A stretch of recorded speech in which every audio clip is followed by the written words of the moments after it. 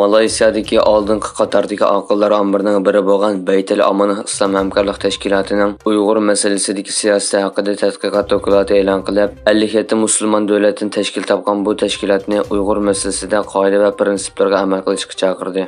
Dokladda Uyg'urlarning diniy, e'tiqodiy, siyosiy erkinligi va kishilik huquqining dafsanda qilinishiga tutilgan qo'sh o'lchamga qarshi Islom hamkorlik tashkilotining nizomnomasi va prinsiplarga amal qilgan vaqtning yetib kelganligi ta'kidlandi. Bu tashkilotning nizomnomasida musulmonlarning huquqiy, izzat hurmati, madaniyat va diniy kimlikka kafolatlik qilish prinsipi Uyg'urlar duch kelgan og'ir vaziyatda aks ettirilishi kerak deb ko'rsatildi.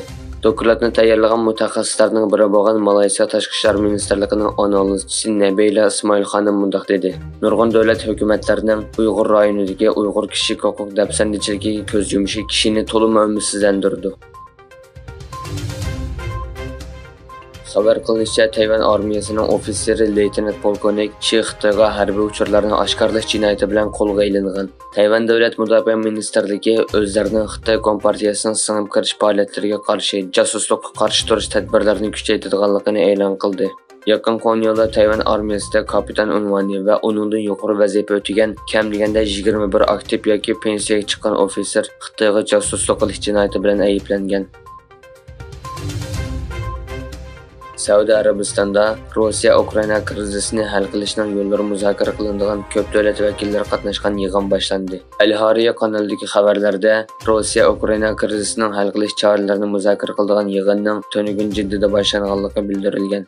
Xabarda ko'plagan davlatlarning davlat bexatarlik maslahatchilari va vakillarining yig'inga qatnashganligi bayon qilingan bo'lsa-mu, qatnashgan davlatlarning ismi va yig'inning qancha kun davom qilinadiganligi qatorliq tafsilotlar kirgizilmagan. Qozog'iston bilan Xitoy o'rtasida imzolangan viza kechirim qilish kelishimi rasmiy ijro qilinishga boshlagan.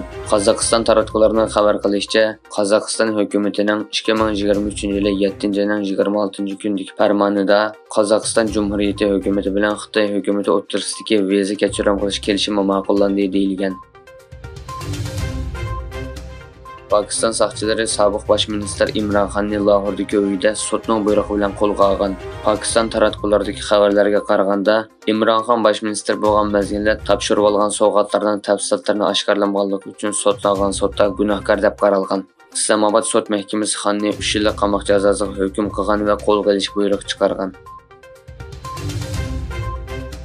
Xitoy taratqullarining xabar qilishicha, Xitoyning Xibey o'lkasida yuz bergan zo'r kelkin oqibatida 10 odam o'lgan, 18 odam yo'qolib ketgan.